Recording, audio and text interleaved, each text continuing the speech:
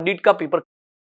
Hello and नमस्ते, मैं हूं सीए सुमंग रतानी और अभी रिसेंटली सीए इंटर का ऑडिट का पेपर कंप्लीट हुआ। वैसे तो पूरा सीए इंटर का एग्जामिनेशन कंप्लीट हुआ, लेकिन ऑडिट का पेपर लिटिल ट्रिकी था। तो मुझे बहुत सारे स्टूडेंट्स के मैसेजेस आए हैं और बहुत सारे स्टूडेंट्स ने बोला है, और नवंबर में भी जो लोग अपीयर करना चाहते हैं वो भी पूछ रहे थे कि सर इसका एक प्रॉपर आंसर की बता के हमें बताना कि कैसा पेपर है, क्या है। So here I am. आप देख सकते हो कि ये आपका जुलाई का पेपर है। So you can just see this is your July paper. जुलाई 2021 का आपका ऑडिट एंड एश्योरेंस का पेपर 6 है ये, राइट। और अगर आप ये देखते हो तो ये 70 मार्क्स का पार्ट 2 है जिसको हम आज सॉल्व करेंगे, राइट। आप सब लोगों को पता है कि पार्ट 1 जो है वो एमसीक्यू है, 30 मार्क्स के एमसीक्यू आते हैं, एंड पार्ट 2 जो होता है that's a theoretical as well as practical quiz study questions आते हैं उसमें, जो आपको लिख के वहां पे सबमिट करना होता है। अच्छा, अगर आप यहाँ पे इंस्ट्रक्शन देखते हैं, if you see the instruction, so this is a 70 mark paper, this is a 70 mark paper, और इसमें लिखा हुआ है कि basically there are 6 questions, 6 question है, और 6 क्वेश्चन में से जो क्वेश्चन नंबर 1 है जो कि करेक्ट इनकरेक्ट का होता है, that is a practical correct incorrect question, that's a compulsory question. और वो करेक्ट इनकरेक्ट के अलावा के जितने भी क्वेश्चन है उसमें से कोई जो 5 क्वेश्चन है उसमें से कोई भी 4 क्वेश्चन आपको अटेम्प्ट करने होते हैं। तो 4 out of any 5 question you are suppose to attempt. अच्छा, अभी हर एक जो क्वेश्चन है that is also made up of 4 marks 4 marks 3 marks 3 marks, माने कि 14 मार्क का हर एक क्वेश्चन रहता है। So let's dive into the question paper now. अच्छा, आप साथ साथ यहाँ पे देख सकते हैं कि बेसिकली मैंने है ना इसके रिलेटेड पूरा एक सॉल्यूशन बना के रखा है कि आपका हर एक क्वेश्चन कौन से चैप्टर के कौन से टॉपिक से आया हुआ है, राइट। तो आप यहाँ पे देख सकते हो this is the analysis and answer की। मैं साथ साथ ये आंसर की आपको यहाँ पे जोड़ दूंगा, आप इसका पीडीएफ ले सकते हैं। सो बेसिकली आप देख सकते हो कि क्वेश्चन नंबर कौन सा है, और क्वेश्चन नंबर में सब क्वेश्चन कौन सा है, कौन सा क्वेश्चन पूछा हुआ है, कौन से चैप्टर में से, कौन से टॉपिक में से, और साथ साथ उसके रेफरेंस की तरह कितने मार्क्स का है। और फाइनली मैं आपको यहाँ पे एक पूरा लिस्ट भी दे दूंगा कि हर एक चैप्टर में से कितने मार्क्स का आया है। तो ना सिर्फ हम पेपर सॉल्व करने वाले हैं, लेकिन हम पेपर का एनालिसिस करेंगे, कौन से चैप्टर में से कितने मार्क्स का है वो समझेंगे, और साथ साथ मैं आपको सारी हिंट्स दूंगा कि आप इसकी तरह कैसे प्रिपेयर कर सकते हैं, right. So let's dive into the paper. आप देख सकते हैं आपका ये पार्ट 2 है, और ये पार्ट 2 के तरह यहाँ पे इन लोगों ने लिखा है state whether the and state with the reasons, mark करना, state with the reasons whether the following statements are correct और इनकरेक्ट। आपको 7 आंसर्स लिखने, 7 क्वेश्चन के आंसर लिखने जो कि 14 मार्क्स के, बट मेक श्योर कि you are suppose to write the reasons, right. कई बार मुझे स्टूडेंट पूछते हैं कि सर इसमें रीजन नहीं लिखेंगे तो चलेगा? भाई कैसे चलेगा, पर्टिकुलरली लिखा है कि स्टेट विथ रीजंस, रीजंस के साथ ही बताना है, इसके बिना चलेगा नहीं। चलो तो सॉल्व करते हैं एक एक करके क्वेश्चन। सबसे पहला पॉइंट और question number A, misstatement in the financial statement is always because of the fraud. देखो, एक तो वैसे भी समझ लेने का कि जब भी ये वर्ड आए ना ऑलवेज, ये सब तो गलत ही होता है। यहां पे लोग बोलते हैं it can be only because of fraud, answer is incorrect. काइको बाबा है ना, ये जो मिसस्टेटमेंट होते हैं ना वो एरर की वजह से भी आ सकते हैं। अगर आप चैप्टर नंबर 5 पढ़ोगे ना तो उसमें लोग बोलते हैं कि misstatement can occur because of fraud और एरर, राइट। तो यहां पे लोग बोलते हैं सिर्फ फ्रॉड, तो दैट्स इनकरेक्ट। चलिए क्वेश्चन नंबर बी पे जाते हैं। The first auditor of the multi state cooperative society will be appointed at annual general meeting, so this is again incorrect, this again incorrect, right. अगर आप MSCS में जाते हो, chapter number 13 में जाते हो, तो चैप्टर नंबर 13 ये बोलता है कि the first auditor of the multi state cooperative society is to be appointed by board of director, is to be appointed by board of director. आपको याद हो तो मैंने ऐसा बोला भी था आप लोगों को कि बेसिकली जो मल्टी स्टेट कोऑपरेटिव सोसाइटी है ना, it is more alike the company. तो मेरे को बताओ कंपनी में फर्स्ट ऑडिटर कौन अपॉइंट करता है? बीओडी। तो एमएससीएस में कौन अपॉइंट करेगा? बीओडी। ये लोग बोलते कौन अपॉइंट करेगा? शेयर होल्डर्स या तो ईजीएम, तो that's incorrect. Question number C में जाते हैं। Assertion refers to the representation by the auditor, incorrect, incorrect, right. देखो असर्शन का डेफिनेशन याद करो, मैंने आप लोगों को बोला था assertion refers to the representation by the management used by the auditor for the purpose of conclusion. So assertions are the representation by the management and not the auditor. तो यहां पे जो ऑडिटर वर्ड लिखा है ना वो गलत है। तो आप रीजन में क्या लिखोगे? उसका एक्चुअल प्रॉपर डेफिनेशन आपको लिखनी है। चलो डी पॉइंट में जाते हैं। There is a very thin difference between the advocacy threats and the intimidation threats to an auditor while performing the duty. So again, I believe this is incorrect. This is my personal view. This is incorrect. Why? Because advocacy threat क्या था? आप auditor के तरह कुछ गलत, आप जिस association के साथ या तो जिस ऑर्गेनाइजेशन के साथ जुड़े हुए हो उसके रिलेटेड आप एडवाइजरी सर्विस देते हो, सो दैट्स एडवोकेसी थ्रेट। लेकिन उसके सामने इंटिमिडेशन क्या था? जहां पे आपके एम्प्लॉयर आपको धाक धमकी देके गलत करवा रहे, तो दैट्स इंटिमिडेशन थ्रेट। तो जो एडवोकेसी थ्रेट है वहां पे ऑडिटर अपनी तरीके से गलत कर रहा है, जबकि जो इंटिमिडेशन थ्रेट है वहां पे उसको डराया जा रहा है, मैनेजमेंट और वो लोग उसके ऊपर दबाव कर रहे हैं। सो दोनों बहुत अलग है, there is no thin line, right. So ये जो बोल रहे हैं ना there is a very thin line, that's a wrong, right. So again this is incorrect. Topic number 5 में जाते हैं। In a stratified sampling, the conclusion drawn on each stratum can be directly projected to the whole population. ये जो word लिखा है ना, directly projected to the whole population, this is incorrect. Why this is incorrect? क्योंकि देखो अगर आप stratified sampling पढ़ोगे तो stratified sampling में लोग बोलते हैं कि जो strata है, right, उसके रिलेटेड जो आपने सैंपल लिया है वो सैंपल को आप प्रोजेक्ट कर सकते हो to that strata only. Right, say for example this is the whole population, ये आपका एक पर्टिकुलर स्ट्रेटा है और ये स्ट्रेटा में से आपने बेसिकली एक सैंपल लिया है। तो मुझे बताओ ये सैंपल जो है किसको रिप्रेजेंट करता है? ये पूरे स्ट्रेटा को रिप्रेजेंट करता है। तो इसको प्रोजेक्ट कहां तक करोगे? वो स्ट्रेटा तक ही करोगे। इसको फुल पॉपुलेशन में, इसको पूरे पॉपुलेशन में हम प्रोजेक्ट कर सकते हैं नहीं है। जबकि यहां पे लिखा क्या है कि that is to be projected to the full population, which is incorrect. चलिए आगे बढ़ते हैं। F, with reference to the general IT control, the objective of data center and network operation is to ensure that the systems are developed, configured and implemented to meet the financial reporting objectives. So this is also incorrect, right? ये लोग बोलते हैं कि data centre और network operation का ये objective है। So this is wrong. Basically अगर आप देखते हो ना, so मैं आपको एक बार आंसर की में भी ये सारी चीजें दिखाता हूं। So ये जो ऑब्जेक्टिव इन्होंने दिया है, this objective is the system acquisition, development and maintenance, right. तो डेटा सेंटर का ऑब्जेक्टिव नहीं है, ये सिस्टम एक्विजिशन और जो चीजें हैं उसका ऑब्जेक्टिव। तो उन्होंने किसी और का ऑब्जेक्ट किसी और में डाल दिया और पूछा है कि ये करेक्ट है कि इनकरेक्ट है। भाई इनकरेक्ट है ये, right. So that is also incorrect. Moving forward to the next correct incorrect, जी। In the context of related party, the potential effect of inherent limits on the auditor's ability to detect the misstatements are greater. This is the first correct answer, right? अगर आप ऐसे 550 में जाते हो जो कि related parties के बारे में है, तो ऐसे 550 ये बोलता है कि रिलेटेड पार्टी के तरह जो इनहेरेंट रिस्क है वो ज्यादा है। अच्छा, ये क्यों ज्यादा है? तो वहां पे आप बुक में देखोगे ना तो उन्होंने 2 रीजंस दिए। They have given 2 reasons why the inherent limitation is higher in case of the related party. Why the inherent limitation is higher in case of the related party. तो आपको करेक्ट के answer की तरह अगर चाहते हो तो 2 रीजन लिख सकते हो, बट अदरवाइज आप लिखोगे कि भाई रिलेटेड पार्टी में इनहेरेंट लिमिटेशन ज्यादा है, वो करेक्ट है। So in that way also it is fair enough.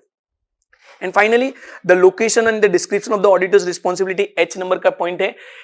ये आपके चैप्टर नंबर 11 का एलिमेंट्स इन ऑडिटर्स रिपोर्ट का 9th नंबर का टॉपिक है, जहां पे अगर आप देखते हो तो ऐसा है, ये लोग बोलते हैं कि ऑडिटर की रिपोर्ट में जो उसकी रिस्पॉन्सिबिलिटी वाला स्टेटमेंट है वो कहीं पे भी रख सकते हो। So it is not necessary कि वो रिस्पॉन्सिबिलिटी वाला स्टेटमेंट ऑडिटर की रिपोर्ट में ही होना चाहिए। वो रिस्पॉन्सिबिलिटी वाला स्टेटमेंट आप कहीं पे भी देख सकते हो and it is fair enough, right. So ये लोग बोलते हैं कि it is always within the body, so that is incorrect, right. It can be at any place, it can be at any place. So again this is also incorrect. तो अगर आप 8 correct incorrect देखोगे तो 8 में से 7 incorrect है और एक ही करेक्ट है, that is your related party. Now let's move on to the question number 2. Let's move into the question number 2.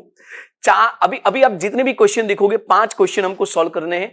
ये क्वेश्चन नंबर 2 ऑनवर्ड इन लोगों ने बेसिकली क्या किया है, 4-4 3-3 मार्क के क्वेश्चन से। और आप देखना, ध्यान रखना, इस बार के सिलेबस से इन्होंने ज्यादा से ज्यादा फोकस प्रैक्टिकल क्वेश्चंस के ऊपर ही किया है। मैं तो बहुत टाइम से बोल रहा था फाइनल में तो आपका पूरा पेपर ही प्रैक्टिकल या तो केस स्टडी बेस्ड क्वेश्चंस आता है, और इस बार इन्होंने पूरे का पूरा पेपर केस स्टडी बेस्ड निकाला है। And that's why few students failed कि बहुत ट्रिकी है, बट ये ट्रिकी नहीं है। ऑडिट का पेपर ऐसा ही होता है। Don't expect simple theory in audit paper, right. They will ask you a scenario, they will ask you a case study, they will ask you a practical question from your module और the study material, right.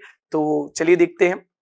सबसे पहले documentation of audit plan, search the record of plan, nature, timing, extent of the risk assessment procedure and further. तो basically अगर आप यहां पे भी paper solution में आते हैं हमारे, सो मैंने है ना इसका पूरा क्वेश्चन वाइज एक एक चीज आपके लिए बना के रखी है। सबसे पहले अगर आप ये देखते हो जो फर्स्ट क्वेश्चन नंबर 2A है, सो that is about the documenting audit plan, right. अगर आप चैप्टर नंबर 2 में जाते हो जिसमें प्लानिंग के बारे में है, उसमें प्लानिंग के रिलेटेड सारी चीजें आपको डॉक्यूमेंट करनी होती है। मैं तो हमेशा बोलता हूं ना, आप जो कुछ भी करते हो उसका क्या करने का, डॉक्यूमेंटेशन, राइट। सो बेसिकली ये चैप्टर नंबर 2 का क्वेश्चन पूछा है, ये ऐसे 300 का पार्ट है। और बेसिकली इंस्टीट्यूट के मटेरियल में आप आते हो तो ये टॉपिक नंबर 9 है जहां से आप इसको पढ़ सकते हो, और हमारे चैप्टर 2 में ये वीडियो नंबर 2 है, राइट। तो अगर आप हमारे वीडियो सीरीज में देखते हो तो ये वीडियो नंबर 2 है जिसमें आपको इसका आंसर मिल जाएगा, राइट। चलिए अभी हम देखते हैं second question. Mr. CAB is appointed an auditor in the Divine Pharmacy, a wholesale medicine supplier. While auditing for the financial 2021, B want to use the test checking techniques, right? Advise Mr. CAB what kind of precautions should be taken in this regard. तो उनको क्या क्या चीजें ध्यान में रखनी पड़ेगी. As such अगर आप ये वर्ड देखते हो ना, टेस्ट सैंपलिंग, ध्यान रखना, एज सच अगर आप ये वर्ड देखते हो ना, टेस्ट सैंपलिंग, तो ये टेस्ट सैंपलिंग या तो टेस्ट चेकिंग का मतलब होता है सैंपलिंग. टेस्ट चेकिंग का मतलब होता है सैंपलिंग, राइट? तो एक्चुअली इंस्टीट्यूट ने आपको सैंपलिंग का क्वेश्चन पूछा है, लेकिन ये सैंपलिंग या तो टेस्ट चेकिंग के तरह क्या प्रिकॉशंस रखने के या तो क्या बातें पहले से ध्यान में रखने की, ऐसा कोई पर्टिकुलर टॉपिक आपके इंस्टीट्यूट के मटेरियल में नहीं है, राइट? ये जनरल बातें हैं. अगर आप चैप्टर नंबर 9 पढ़ते हो, if you go to the chapter number 9, वहां पे उन्होंने अलग अलग आइटम्स ऑफ फाइनेंशियल स्टेटमेंट है, उन्होंने बोला है कि ये आइटम करते हो तो इसमें टेस्ट चेकिंग कर सकते हो, ये आइटम देखते हो तो उसमें टेस्ट चेकिंग कर सकते हो. पर टेस्ट चेकिंग करने से पहले आपको कुछ बातें ध्यान में रखनी पड़ती है. तो ये जनरलाइज कंसेप्ट है, ये पर्टिकुलर टॉपिक आप कहीं पे फाइंड आउट नहीं कर पाओगे, राइट? तो आप बोल सकते हो कि in a way this is one topic which is kind of out of the syllabus, right? जो उन्होंने मॉड्यूल के भी बाहर से पूछा है. The only question out of 120 mark paper which is basically not directly into the module but indirectly, अगर आपने सही तरीके से मॉड्यूल पढ़ी है तो you will be able to get it, right? चलिए क्वेश्चन 3 में जाते हैं. In case of certain subject matter limitation on auditor's ability to detect material misstatement are particularly significant, explain such assertions as a matter. मैंने बोला था ना, chapter number 1 में से अगर एक क्वेश्चन आएगा, याद रखना, चैप्टर नंबर 1 में से अगर एक क्वेश्चन आएगा तो वो इनहेरेंट लिमिटेशन का होगा.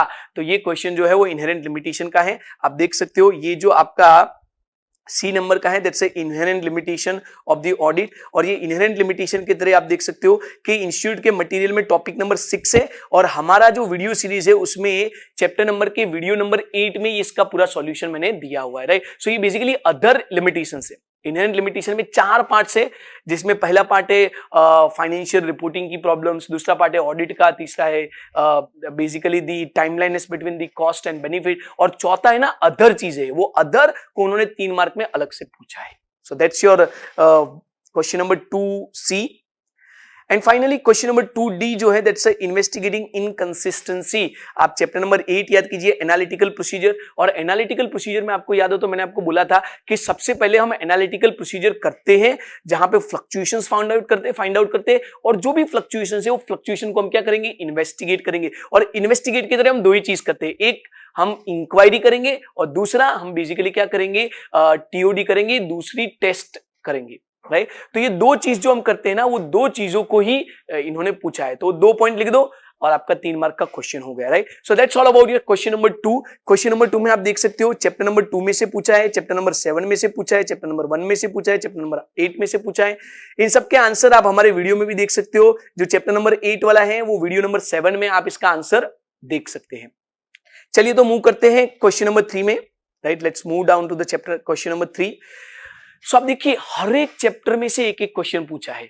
The good thing about this paper is कि none of the chapter, only one chapter number 13 ऐसा है जिसमें से सबसे ज्यादा पूछा है. बाकी अगर आप पेपर सॉल्व करोगे तो हर एक चैप्टर में से 5 से 8 मार्क का पूछा है. मतलब very balance paper except only one chapter, that is chapter number 13, that has been asked for 13 marks, right? चलिए तो क्वेश्चन 3 शुरू करते हैं. अच्छा, क्वेश्चन 3 अगर आप देखते हो तो auditor shall perform audit procedure design to obtain sufficient appropriate audit evidence all events occurring between the date of financial statement the date of auditor's report. तो बेसिकली ये ऐसे 560 है. आपको पता है ऐसे 560 में हमने 3 पीरियड के बारे में देखा था.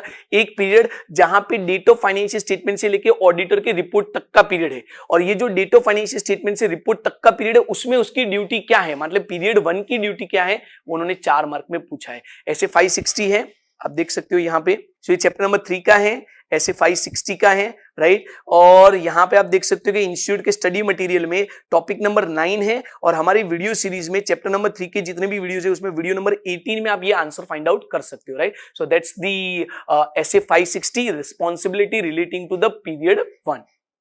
वेरी सिंपल क्वेश्चन, मैंने बोला था 560 में से ये क्वेश्चन आ सकता है. अच्छा, नेक्स्ट क्वेश्चन में आप आते हो बी में, तो वहां पे नेगेटिव कंफर्मेशन रिक्वेस्ट के बारे में पूछा है.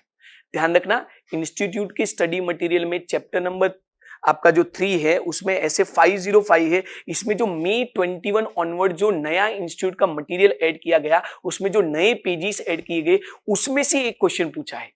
आपको याद हो तो मैंने बार बार आप लोगों को बोला हुआ है कि इंस्टीट्यूट जब भी कोई चीज नई ऐड करती है तो फुल पॉसिबिलिटी है कि उसमें से कोई ना कोई क्वेश्चन आएगा। और इन्होंने 505 में नेगेटिव असर्शन कब यूज नहीं करने का, उसके ऊपर एक नया टॉपिक ऐड किया था। पूरा आधा पेज इन्होंने ऐड किया है कि ये 4 सर्कमस्टांसेस है जहां पे आपको नेगेटिव असर्शन यूज या तो नेगेटिव कंफर्मेशन रिक्वेस्ट यूज नहीं करना चाहिए, और वही उन्होंने 3 मार्क में ये क्वेश्चन पूछ लिया है, 4 मार्क में वैसे ही क्वेश्चन पूछ लिया है। तो अगर आप चाहते हो तो इंस्टीट्यूट के मटेरियल में आप देख सकते हो। इंस्टीट्यूट के मटेरियल में अगर आप देखोगे तो ये है ना पूरा जो टॉपिक है वो पेज नंबर 5.10 पे दिया है, राइट। टॉपिक नंबर 5.10 है, पेज नंबर 3.56 में, और हमारे वीडियो सीरीज में वीडियो नंबर 2 है, चैप्टर 3 का जो वीडियो है वहां पे भी आप उसको फाइंड आउट कर सकते हो, राइट। तो ये सीट आप देख लेना, उसमें वीडियो वाइज कहां पे है वो आपको मिल जाएगा, right. So don't worry about it, right. But basically this is from the newly inserted material for May 21 and onward। चलिए आगे बढ़ते हैं।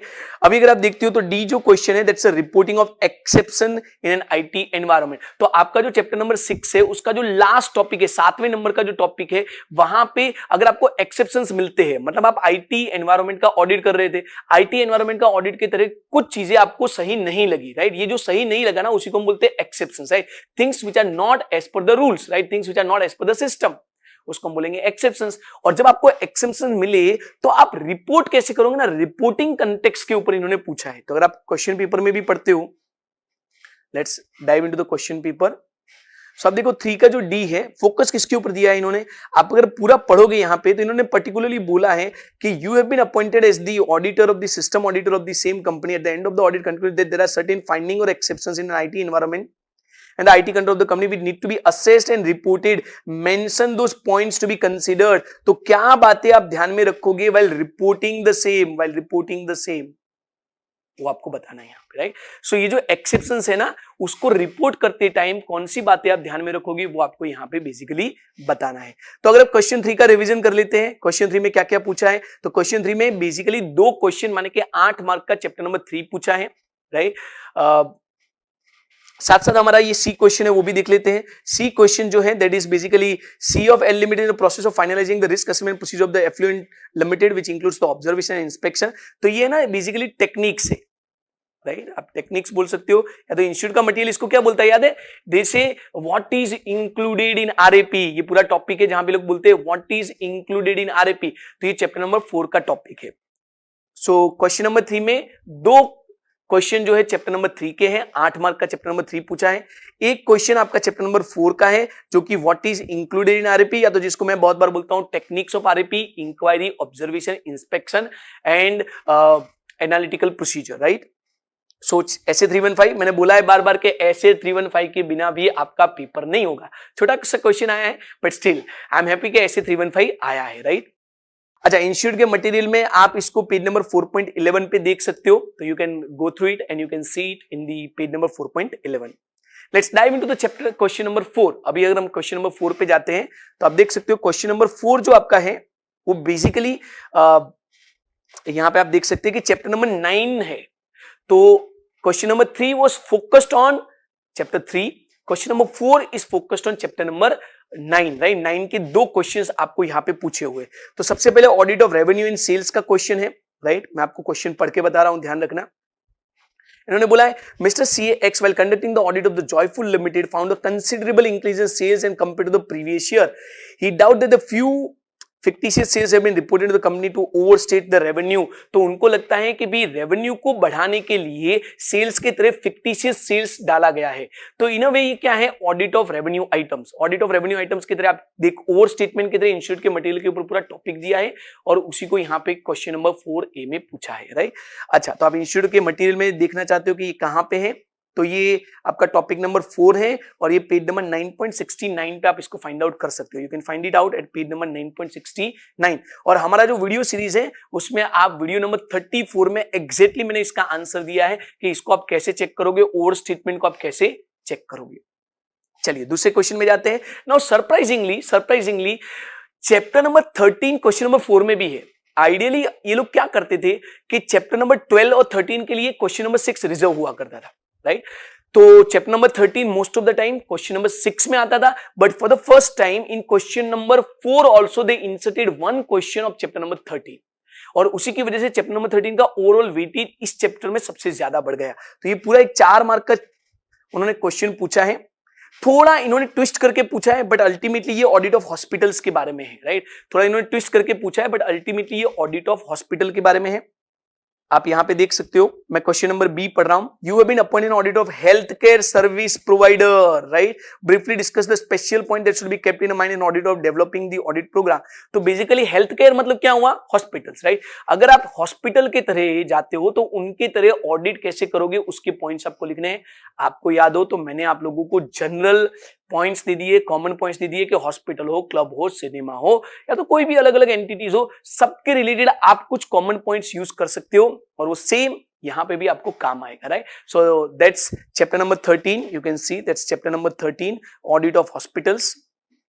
And then moving forward to the question number C, that's intangible assets. तो again ये chapter number 9 का है। Chapter number 9 में intangible assets है और वो इंटेंजिबल असेट्स का ही क्वेश्चन इन्होंने पूछा है। आप इंस्टीट्यूट के मटेरियल में देखते हो, सो दिस इज अबाउट, अच्छा इंटेंजिबल में भी अगर आप फोकस करोगे ना तो उन्होंने इन पर्टिकुलरली वैल्यूएशन के असर्शन के बारे में पूछा है। किसके बारे में पूछा है, about the valuation assertion, right. Okay, chapter number 9 का ऑडिट ऑफ इंटेंजिबल है, टॉपिक नंबर 3.8 है और आप पेज नंबर 9.48 पे इसको फाइंड आउट कर सकते हो और हमारी वीडियो सीरीज में ये वीडियो नंबर 31 में है, right. So I have made it very easy for you to find out कि कहां से आपको इसका आंसर मिल जाएगा। और मैं आपको बता रहा हूं पिछले पेपर जितने भी है वो सॉल्व कर लो, आगे जितने पेपर आने वाले उसकी तरफ भी अश्योरेंस है, ऑर्डिनरी अश्योरेंस, राइट, कि आपका वीडियो के बाहर का कोई क्वेश्चन नहीं होगा, right. Most of the things would be covered, more than 90% of the things would be covered in the whole video series. चलिए तो लास्ट क्वेश्चन को देख लेते हैं, and that's appointment of internal auditor. Chapter number 4 का second question है ये, जहां पे इंटरनल ऑडिटर के अपॉइंटमेंट के बारे में बात किया गया है। समहाउ ये इंस्टीट्यूट का फेवरेट क्वेश्चन है। पिछली 5 एग्जाम में से 3 एग्जाम में उन्होंने इंटरनल ऑडिटर के अपॉइंटमेंट के बारे में पूछा है। सो this is favourite question of institute material. Chapter number 4 में से बोले इंटरनल ऑडिटर पूछ लो, उसमें भी अपॉइंटमेंट पूछ लो, खत्म, राइट। तो इंस्टीट्यूट के मटेरियल में पेज नंबर 4.42 में आप इसको फाइंड आउट कर सकते हो। हमारा वीडियो नंबर 22 है जहां पे आपको ये मिल जाएगा। मैं आपके लिए एक बार इसको रीड भी कर लेता हूं। So Care Limited is unlisted public company. देखो very first line that you need to note is unlisted public company. और मैंने आपको बोला है ना, इसमें क्या याद रखना है, पब्लिक कंपनी है, 25, 50, 100, 200, PDPLT, right. Deposit 25, loans and borrowing 50, turnover basically LT, so loan से D, that's a paid up capital 50, loans and borrowing 100 and basically turnover जो है 200 करोड़ से ज्यादा है। और अगर प्राइवेट कंपनी है, अनलिस्टेड कंपनी है तो, या तो प्राइवेट कंपनी है तो LT है, पर यहाँ पे तो अनलिस्टेड पब्लिक कंपनी है तो आपको DPLT 25, 50, 100 और 200 वाला क्राइटेरिया याद रखना है, राइट। और इसके अंदर इन्होंने बोला है देखो कि भाई इसका पेड अप कैपिटल 50 करोड़ है, इसका टर्नओवर 180 करोड़ है, राइट। सो उसके तरह फिर आप सॉल्व कर सकते हो कि बेसिकली ये इंटरनल ऑडिटर इनको अपॉइंट करना है या नहीं, but it's simply appointment of internal auditor based on the criteria and that is section 138 of the companies act. Section 138 for your section reference, it is section 138 of your companies act. चलिए तो question 5 में move करते हैं, right. देखो question number 3 का theme क्या था, chapter 3। Question number 4 का थीम क्या था, चैप्टर 9। और क्वेश्चन नंबर 5 का थीम क्या है, चैप्टर 10। तो आप देख सकते हो कि ये जो तीनों चैप्टर मैंने बोला था कि मोस्ट इंपॉर्टेंट है, वो तीनों चैप्टर यहां पे कवर हुए। चैप्टर 3 भी है, चैप्टर 9 भी है, चैप्टर 10 भी है। दीज आर द चैप्टर्स जो हर बार हर एक एग्जाम में इन्होंने पूछे हैं और जिनको आपको बहुत अच्छी तरीके से करना है। चलिए तो क्वेश्चन नंबर 5 में जाते हैं। So Sine Industries is electricity generating company engaged in the generation of electricity for captive consumption। याद है ना, captive consumption, घरेलू वपराश। मैंने बोला था ना, जो अपनी ही पर्पस के लिए यूज करते हैं, जैसे जेल में ये लोग अपने ही पर्पस के लिए इलेक्ट्रिसिटी जनरेट करते हैं, तो उन लोगों को कॉस्ट ऑडिट, तो आपका जो section 148 of the companies act है जो कि कॉस्ट ऑडिट के बारे में है, वो कॉस्ट ऑडिट की जितनी भी प्रोविजंस है वो इलेक्ट्रिसिटी कंपनी या तो ऐसी कंपनी जो बेसिकली कैप्टिव कंजम्पशन के लिए इलेक्ट्रिसिटी जनरेट करती है, उनको ये पूरा प्रोविजन एप्लीकेबल नहीं है। So that's why they are asking you कि whether this requirements are applicable, answer is no. But आप सिर्फ नो नहीं लिख के आओगे, आप उसका पूरा जस्टिफिकेशन दोगे, आप कैप्टिव कंजम्पशन वाला एक्सेप्शन लिखोगे, 3 एक्सेप्शन है, तीनों लिखो और फिर आप बोलो कि इन कंपनी को कॉस्ट रिकॉर्ड या तो कोई भी चीज मेंटेन करने की जरूरत नहीं है, राइट। चलिए आगे बी क्वेश्चन में पढ़ते हैं। The recommendation for the appointment of the auditor is only one of the several functions performed by audit committee, section 177 of the Companies Act। वैसे अगर आप इंस्टीट्यूट के मटेरियल में देखोगे तो सेक्शन 139 सब सेक्शन 11 का जो टॉपिक है वहां पे इन लोगों ने 177 को इंट्रोड्यूस किया है। लेकिन लोग बोलते हैं कि सिर्फ अपॉइंटमेंट का काम नहीं है, इसको तो बहुत सारे काम है। अभी एक्चुअली 177 और ऑडिट कमिटी के प्रॉपर रोल के बारे में आपको इंटर लेवल पे बताया नहीं गया है, राइट। बट इन जनरल आप पूरा चैप्टर पढ़ते हो तो आपको पता है कि ऑडिटर को अपॉइंटमेंट के टाइम पे, ऑडिटर के रिमूवल के टाइम पे, ऑडिटर की क्वालिफिकेशन डिस्क्वालिफिकेशन देखने के टाइम पे बहुत सारे अलग अलग जगह पे बेसिकली ऑडिट कमिटी का रोल आता है। तो आप ये बोल सकते हो the question is more about the role of audit committee with respect to the auditor, right. कि जहां जहां ऑडिटर है वहां पे ऑडिट कमिटी का क्या रोल है, वो अपॉइंट तो करते हैं but there are certain other things also which they are governing, right. So that's again a second question.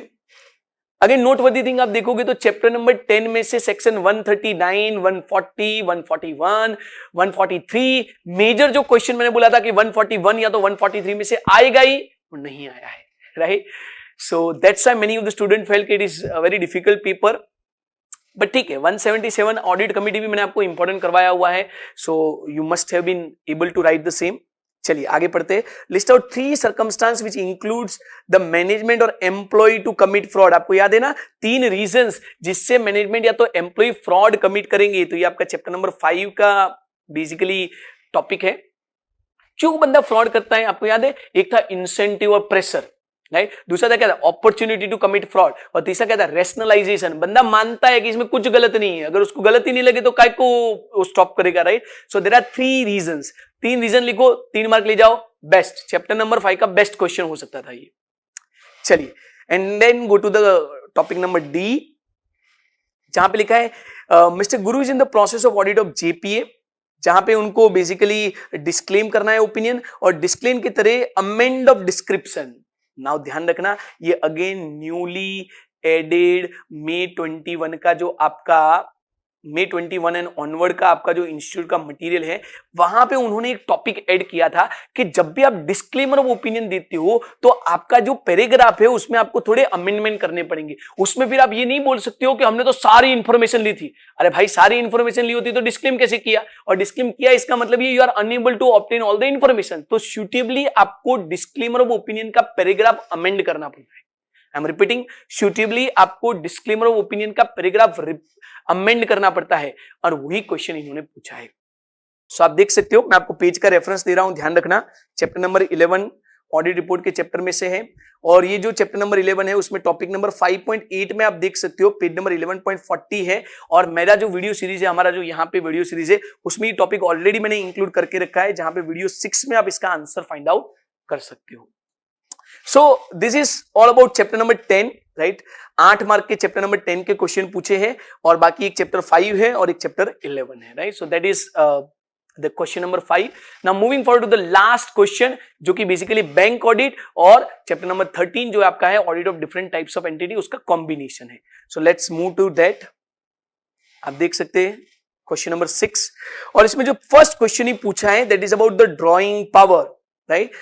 तो आप याद करो, मैंने आपको बोला था कि drawing power is the most important topic. इस एग्जाम में अगर कोई क्वेश्चन आएगा तो it has to be from the drawing power, और ये ड्राइंग पावर पूछा है। तो ऑडिट ऑफ एडवांस, उसमें एक टॉपिक ड्राइंग पावर, और उसका प्रैक्टिकल क्वेश्चन आपको पूछा हुआ है, राइट। तो यू नीड टू राइट दो 7-8 points about the audit of drawing power, and then फिर रेफरेंस टू दिस आप उसका आंसर लिख सकते हो। तो यहां पे लिखा है the stock statements furnish for the quarter of 80 lakh, outstanding balances for the 75 lakh, interest charge is 3.5 lakh, total credit in the account of the quarter is 2.5 lakh. As an auditor how will you report this account in your report, right. तो आप उसको report कैसे करोगे। So drawing power with in limit है कि नहीं वो आपको देखना पड़ेगा। विद इन लिमिट है तो आप नॉर्मल रिपोर्ट करोगे, आउट ऑफ द लिमिट है तो आप उसकी तरह से रिपोर्ट करोगे। लेकिन देखो यहां पे एक चेंज आया, पहली बार उन्होंने क्वेश्चन 6A के और में ए भी दिया है। इसका मतलब ये हुआ कि आपका पूरे का पूरा चैप्टर नंबर 12 आप और में निकाल सकते हो, और उन्होंने इसके बाद के सारे जो क्वेश्चन है वो चैप्टर नंबर 13 के पूछे। This is for the first time. आगे ये हुआ करता था कि 7 मार्क का बैंक ऑडिट और 7 मार्क का चैप्टर नंबर 13, मतलब आपको दोनों इक्वली प्रिपेयर करने थे। इसकी जगह इस बार की एग्जाम में उन्होंने 4 मार्क का बैंक ऑडिट और उसके और में 14 मार्क का चैप्टर नंबर 13, राइट। तो बैंक ऑडिट बिल्कुल नहीं किया होता तो भी चल जाता। और यहाँ पे जो और वाला क्वेश्चन पूछा है बहुत सिंपल क्वेश्चन है, objective of the government audit क्यों करते हैं, उसका ऑब्जेक्टिव का क्वेश्चन है, सिंपल क्वेश्चन है, तो यहाँ पे है। फिर मैं आपको आंसर की में लेके जाता हूं। क्वेश्चन नंबर बी पढ़ लेते हैं। You have been appointed an auditor of VGM school, discuss the points which consider. तो सिंपलेस्ट क्वेश्चन, स्कूल का ऑडिट कैसे करना है, एजुकेशन इंस्टीट्यूट का ऑडिट कैसे करना है, सारे कॉमन पॉइंट डाल दो, 8 से 10 पॉइंट लिख दो, आपका आंसर हो गया, right. Audit of educational institute. चलिए सी क्वेश्चन पे जाते हैं। टोमो कंस्ट्रक्शन इंजीनियरिंग एलएलपी मैंने बोला था ना, एलएलपी का क्वेश्चन कंफर्म आएगा। So this is from the LLP question, right. To understand various forms and returns filed by them, तो दो फॉर्म एलएलपी वाले लोग भरते हैं, form number 8 and form number 11। एक है डिक्लेरेशन ऑफ सॉल्वेंसी, दूसरा है अकाउंट्स, राइट। तो दोनों फॉर्म आपको उसके बारे में लिखना है, कितने दिन में वो फॉर्म भरते हैं, दो फॉर्म के बारे में लिखो, 3 मार्क ले जाओ, इससे अच्छा का क्वेश्चन हो सकता है। And finally, discuss the advantages of engagement team discussion at the end of the bank audit. So last question bank audit का है, जहां पे आपको याद हो तो टीम डिस्कशन। अगेन जैसे मैंने बोला कि चैप्टर नंबर 4 में इनका फेवरेट क्वेश्चन इंटरनल ऑडिट है, ऐसे चैप्टर नंबर 12 में अभी इनका एक फेवरेट क्वेश्चन हो गया है टीम डिस्कशन। पिछली 5 एग्जाम में 3 एग्जाम में इंक्लूडिंग दिस ये टीम डिस्कशन का टॉपिक इन्होंने पूछा है।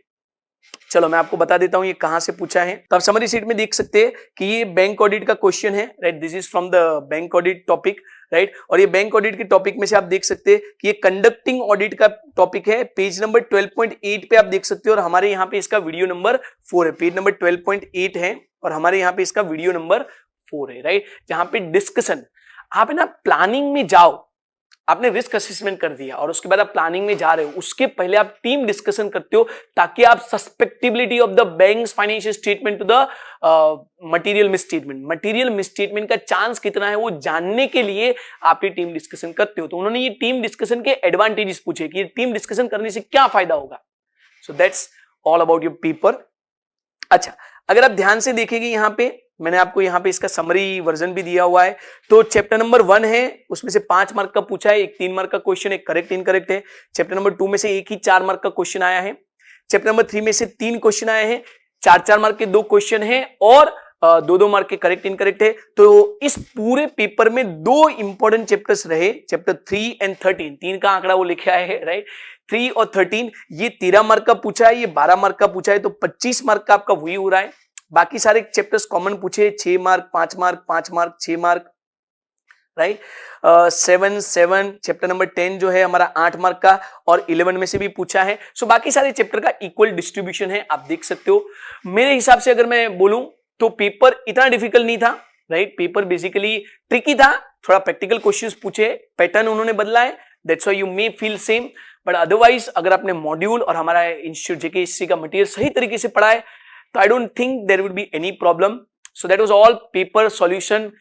जुलाई 2021 का आपका पेपर है। फिर भी आपको कुछ क्वेश्चंस रहते हैं तो आप यहाँ पे